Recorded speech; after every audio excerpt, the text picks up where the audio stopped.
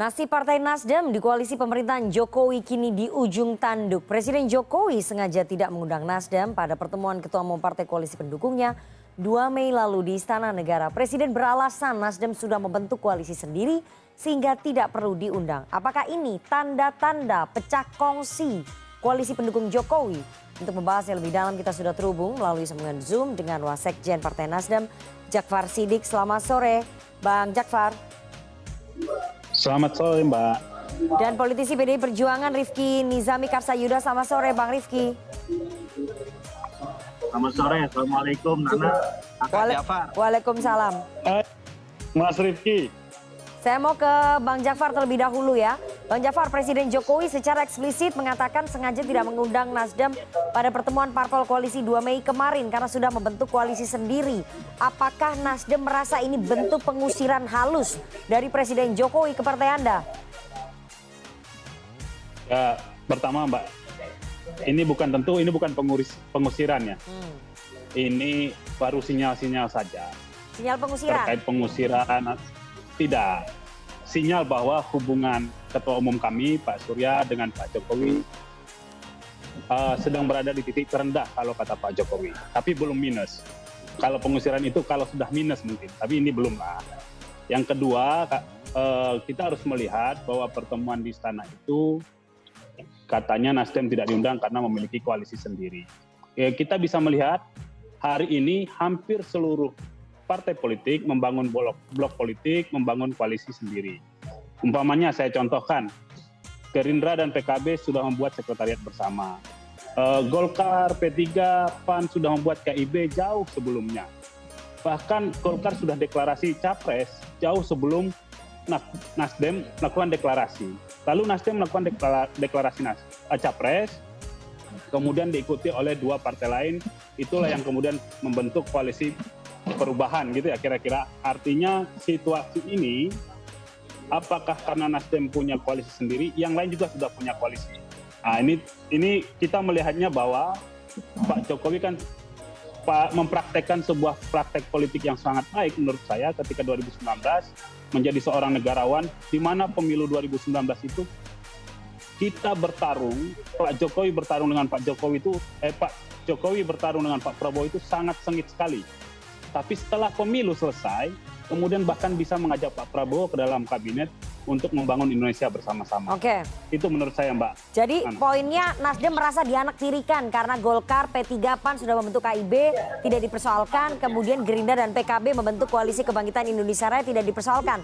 Hanya Nasdem yang dipersoalkan. Jadi ada perlakuan tidak adil, begitu Bang Jakfar?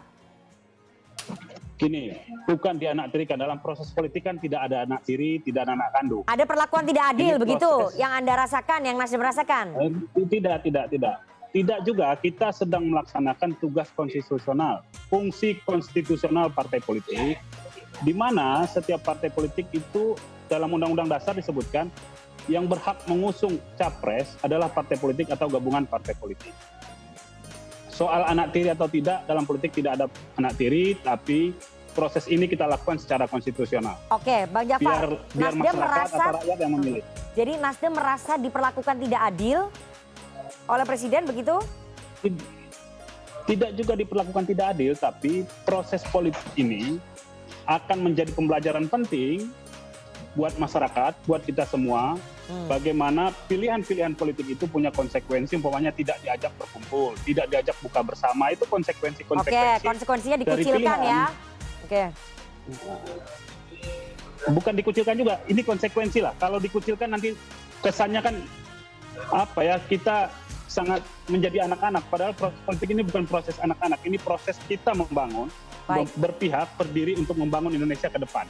Oke. Itu kira-kira. Bang Jakfar kayaknya nggak mau terbuka nih, walaupun tadi nggak diajak kumpul, nggak diajak ketemu, itu kata lainnya dari dikucilkan oleh pertemanan gitu, oleh koalisi. Saya mau ke Bang Rifki langsung. Bang Rifki, saya menangkap bahwa ada perasaan diperlakukan tidak adil begitu ya oleh Presiden kepada Nasdem. Tapi tadi tidak dijawab juga oleh Bang Jakfar. Tapi wawancara khusus saya dengan Ketua Umum Partai Nasdem, Bang Surya Paloh, hari Jumat kemarin menunjukkan bahwa hubungan mereka berdua, hubungan antara Pak Jokowi dengan Pak Surya Paloh sedang berada di titik rendah, bahwa Pak Surya berharap ada kenegarawanan dari presiden ketika ada partai koalisi yang mendukung calon yang mungkin berbeda dengan presiden. Tapi saya ingin tanya ya, Bang Rifki, PDIP merasa tidak diundangnya Nasdem dengan alasan sudah membentuk koalisi sendiri, itu alasan yang masuk akal, yang tepat? Seperti yang tadi saya bilang, seperti yang tadi Bang Jakfar bilang, Golkar dengan KIB-nya bersama P3 dan PAN, kemudian Gerindra dan PKB juga sudah membentuk koalisi.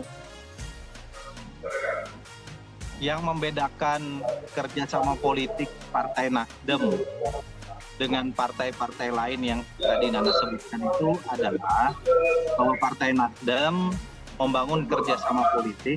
Kami tidak ingin menyebut koalisi karena dalam sistem presidensial koalisi sebetulnya tidak kita kenal. Koalisi itu dikenal dalam sistem parlementer, di mana 50% lebih dari anggota parlemen membentuk pemerintahan. Dan apa yang menjadi ciri khas dari kerjasama politik Partai Nasdem dengan PKS dan Demokrat? PKS dan Demokrat dalam banyak sekali kebijakan, saya di DPR RI misalnya, tegas-tegas menolak Undang-Undang Cipta Kerja, menolak Undang-Undang IKN, dan berbagai macam kebijakan-kebijakan yang oleh kami PDI Perjuangan, Partai Nasdem, dan partai-partai yang berada dalam pemerintahan saat ini, itu kita berbeda pandangan, baik terkait dengan pandangan politik maupun hal-hal yang jauh lebih substantif dibanding dengan itu. Nah karena itu Pak, ada tempatnya lah ketika Partai Nasdem memilih untuk bersama-sama dengan teman-teman yang menyatakan diri berseberangan dengan pemerintahan saat ini, ya kita beri ruang kepada Partai Nasdem untuk bersama-sama dengan kawan-kawan itu. Itu kira-kira Nana, satu yang membedakan apa yang terjadi dengan Partai Nasdem dibanding dengan Gerindra misalnya atau Golkar. Yang kedua yang ingin saya katakan adalah bahwa 10 tahun di bawah pemerintahan Presiden SBY, Ketua Umum kami juga satu-satunya yang nggak pernah diundang. Itu kalau baca unggahan Instagramnya Anas Urbaningrum misalnya, Cak Anas menyatakan dulu zaman PSB juga sering kumpul-kumpul ketua umum partai di istana gitu, dan hanya ada satu juga yang nggak diundang, itu merujuk pada PDI Perjuangan. Tapi kan pada saat itu PDI Perjuangan adalah oposisi. Ini kan yang diundang kemarin adalah partai koalisi pendukung pemerintah, di mana Nasdem masih menjadi partai koalisi pendukung pemerintah, Bang Rifki. Kita sedang bicara bukan masalah cawe-cawenya presiden nih, masalah posisi Nasdem yang di dalam koalisi. Silakan Nana tafsirkan sendiri apa yang saya katakan pada statement pertama saya. Ketika Nasdem bersama-sama dengan PKS dan Demokrat, di mana PKS dan Demokrat tegas-tegas mengambil posisi berseberangan dengan kami, maka pada tempatnya lah kami kira kita juga memberi penghormatan, penghargaan kepada Partai Nasdem untuk kemudian bisa bersama-sama dengan partai-partai yang berbeda pandangan dengan kami itu untuk kemudian menunjukkan sikap. Saya kira itu tegas kok. Walaupun Presiden Jokowi tidak mengatakan segamblang itu, tapi saya pikir itu adalah rationing kenapa kemudian Partai Nasdem diberikan ruang untuk bersama-sama dengan Demokrat dan PKS. Yang ketiga saya kira kalau urusan Pak Presiden Jokowi dan Pak Surya Paloh, saya meyakini keduanya bisa menyelesaikan dengan baik-baik. Kalau mereka bertemu kembali, makan-makan kembali, ngopi-ngopi kembali ya Kakak Jafar ya, insya Allah semua akan mendingin dan mereda gitu. Nah tugas kita mendoakanlah agar kedua-duanya kemudian tidak mengklaim bahwa ini dalam posisi yang terendah pada titik nadir yang paling membahayakan menuju titik minus kira-kira begitu. Kita kan tidak ingin ada tokoh-tokoh bangsa ini yang berseberangan secara konfrontatif, itu nggak baik bagi bangsa ini. Bang Rifki, jadi ini murni persoalan karena Nasdem berkoalisi dengan oposisi begitu ya, dengan Demokrat dan juga PKS, kalau itu yang saya bisa tangkap. Ya, kira-kira demikian Nana. Jadi nanti kalau ada di antara 6 partai koalisi lainnya di dalam pendukungnya Pak Jokowi, misalnya kita taruhlah Golkar ataupun PKB, partai-partai itu kemudian beralih bergabung ke koalisinya Nasdem bersama dengan PKS dan juga Demokrat, akan diperlakukan sama ya menurut PDI Perjuangan begitu ya? Karena kami meyakini mereka tidak akan seperti itu, maka insya Allah tidak akan terjadi hal ini. Oke, dalam politik tidak ada yang tidak mungkin, Bang Rifki. Saya mau ke Bang Jafar. Bang Jafar, dalam wawancara khusus saya dengan Pak Surya Paloh, Ketua Umum Anda, mengatakan bahwa tetap bertahan di koalisinya Pak Jokowi karena faktor moral dan etika politik. Ada komitmen di situ. Persoalannya, jadi Nasdem tidak akan check out sampai menteri-menterinya di-reshuffle semua oleh Presiden. Di dalam satu rapat koordinasi nasional bahkan Pak Surya menyampaikan di ulang tahun Nasdem juga waktu di Akademi Bela Negara Pak Surya menyampaikan jikapun Menteri Nasdem dicopot kita akan tetap mendukung pemerintahan Jokowi karena itu adalah komitmen kita, komitmen politik kita karena kita mengusung dan mendukung serta memenangkan Pak Jokowi pada proses pemilu. Itu yang saya tangkap dari berbagai hal. Dan beberapa kali Pak Surya menyampaikan ketua umum kami dalam pidato di dalam partai Nasdem gitu. Yang kedua, Mbak Nana, jika menangkap soal koalisi atau kerjasama politik ini kita dekat dengan oposisi, yang sedang kita bangun adalah kelompok politik, kerjasama politik untuk Indonesia pasca Pak Jokowi. Pak Jokowi itu secara konstitusional akan berakhir 20 Oktober 2024. Maka yang kita siapkan hari ini adalah bagaimana Indonesia menghadapi tantangan setelah itu. Sebab apa? Pak Jokowi secara konstitusional juga hanya dibolehkan 2 periode yang berakhir nanti bulan Oktober tahun 2024. Semua yang kita lakukan hari ini, semua yang dilakukan oleh partai-partai bersiap menghadapi pemilu ini adalah setelah masa pemerintahan, masa anggota legislatif selesai di 2024. Itu yang kita sedang siapkan. Dan tantangannya tentu berbeda dengan tantangan di era Pak Jokowi. Nah, tantangan Indonesia pasca Pak Jokowi itu berbeda dengan tantangan yang dialami oleh Pak Jokowi dalam 10 tahun terakhir. Kira-kira begitu, Mbak Nana. Oke. Tapi kenapa kemudian Nasdem tidak memilih jalan seperti Partai Amanat Nasional ya pada tahun 2019 ketika pada saat itu PAN mendukung lawan ataupun tokoh yang secara kebijakan memang berseberangan dengan Presiden Jokowi pada saat itu Pak Prabowo Subianto. Kenapa kemudian Nasdem tetap bertahan saja padahal satu sudah berkoalisi dengan lawannya Pak Jokowi dalam hal ini Demokrat dan juga PKS. Yang kedua mengusung tokoh yang dalam tanda kutip tidak memiliki kedekatan dengan kekuasaan. Kenapa kemudian tidak check out saja? Meskipun tadi Anda katakan ada komitmen di situ. Tapi kalau memang sudah tidak diinginkan kenapa nggak check out aja begitu Bang Jafar? Saya tidak pernah membaca atau mendengarkan secara langsung Presiden menyampaikan ke Pak Surya atau kepada publik tidak menginginkan Partai Nasdem. Itu yang pertama. Yang kedua, apa yang terjadi terhadap PAN pada 2019 itu adalah pilihan politik PAN. Kita memilih karena kita sejak 2014 merupakan salah satu partai terdahulu ya, tercepat ya setelah PDIP di 2014 mengusung Pak Jokowi. Kita memilih jalan ini bertanggung jawab terhadap pilihan apapun itu konsekuensi. Bang Rifki, apakah dengan tidak diundangnya Nasdem, kemudian hubungan yang dalam tanda kutip berada di titik rendah ini bisa dikatakan bahwa koalisi pendukungnya Pak Jokowi sudah retak ya? Jadi Perjuangan sebagai motor utama penggerak koalisi Pak Jokowi nggak merasa ini sudah retak ya? Nah, kalau kita lihat komposisi kursi DPR dari partai-partai pendukung pemerintahan Pak Jokowi, saya kira kita dalam posisi yang strong majority ya. Dan itu tidak perlu ada kekhawatiran yang terlalu jauh. Kita untuk menghantarkan pemerintahan ini husnul khotimah sampai dengan Oktober 2024. Samalah kira-kira dengan cita-citanya Bang Jafar tadi. Nah, karena itu saya kira Partai Nasdem masih punya waktu untuk kemudian kita membangun suasana yang lebih baik, yang lebih harmonis, yang lebih kondusif, baik di parlemen maupun di pemerintahan. Bang Rifki. Jika kemudian Partai Nasdem memang bersikukuh dengan sikap-sikap yang ada sekarang, saya kira beberapa sikap yang telah ditunjukkan baik pada saat buka puasa bersama maupun undangan ke istana kemarin, kira-kira cukup mengindikasikan bahwa memang pada waktunya lah kira-kira kita juga harus memberi penghormatan kepada Partai Nasdem untuk bersama-sama dengan teman-teman kami Demokrat dan PKS kira-kira mengusung agenda politiknya sendiri. Kira-kira Oke, demikian.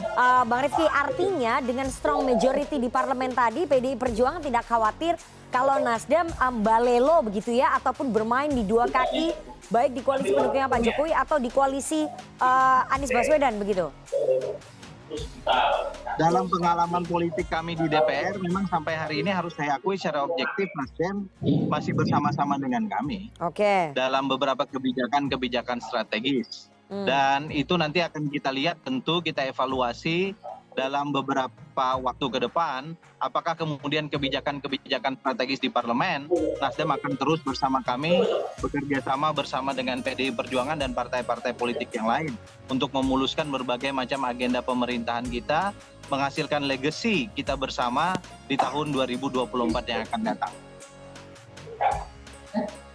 Artinya kemudian Nasdem balelo, PDI Perjuangan tidak khawatir ya bahwa ini akan membuat instabilitas di koalisi pendukungnya Pak Jokowi ya?